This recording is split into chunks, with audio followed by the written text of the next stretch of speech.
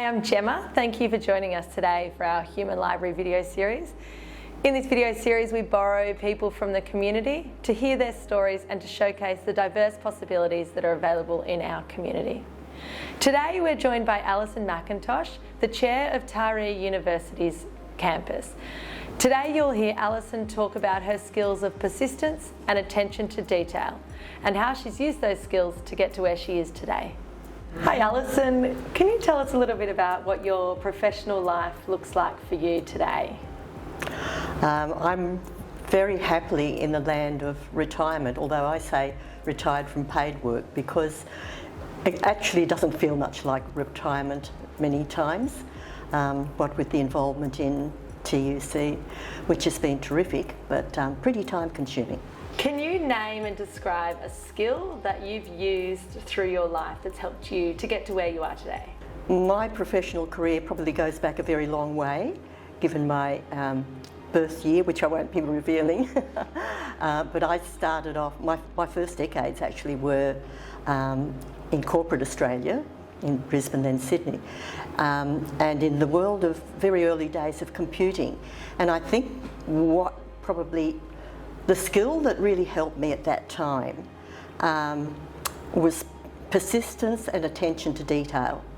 So, and I think that possibly has helped me all the way through initially my corporate career, then some various other bits and pieces before I actually ended up in academe, and certainly doing my distance education university courses, including my doctorate. Yes, persistence and attention to detail are probably the two that I would nominate. Excellent. You touched on using persistence and attention to detail through your distance studies and completing your doctorate. Can you think of another time in your professional career where using those skills has really helped you to achieve a goal or achieve something that you've been really driven to do? Certainly during my university years, that played a huge part, partly because of some issues happening in my personal life, but also I think doing the study from a distance, it requires a whole different approach to study. I do recall one of my mentors back in the days when I was contemplating doing my PhD, being told, you don't have to be the brightest, you just have to have the endurance and the persistence to be able to get through, because I think in doing your PhD you've got to learn how to jump through hoops, is part of it, and you just got to stay the course and the rewards come at the end. And what do you love about your professional or your personal life now? I love the fact that with Taree Universities Campus we are providing so many opportunities now for people to upskill, particularly through gaining tertiary qualifications. I'm very much aware that having an education, improving your education, just really makes available to you so many more opportunities and choices, and having choices is such an enabling thing. I'm sure our new graduates are finding that very much now in their professional lives.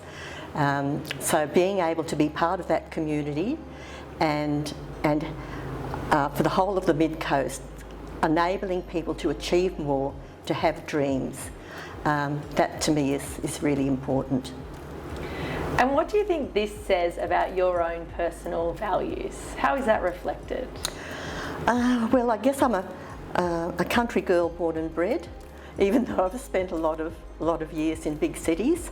I love coming back to the country. I appreciate living in a beautiful part of regional Australia, and I'm just really happy that there are now many more opportunities for people in my community, my community in Taree, but my other communities within this area, to achieve so much more.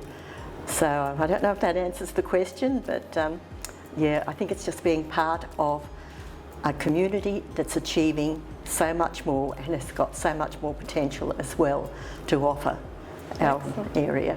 Thank you. What's one piece of advice that you would give your younger self today? Gosh,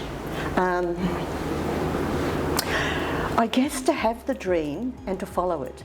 You know, if you know there's something you enjoy doing, it possibly also means you're maybe good at it. So have the dream, don't narrow your outlook too much, always keep your mind open for opportunities, but if you have that dream, just keep at it, and very likely you will achieve it somewhere along the way.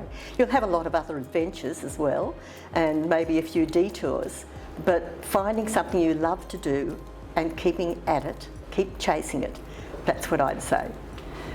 And what do you think, what would it have meant for your younger self to have heard that advice?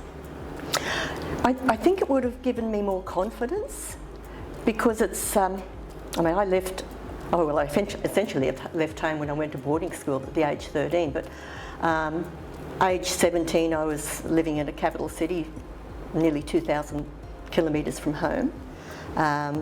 So you're very much alone when you're in that situation.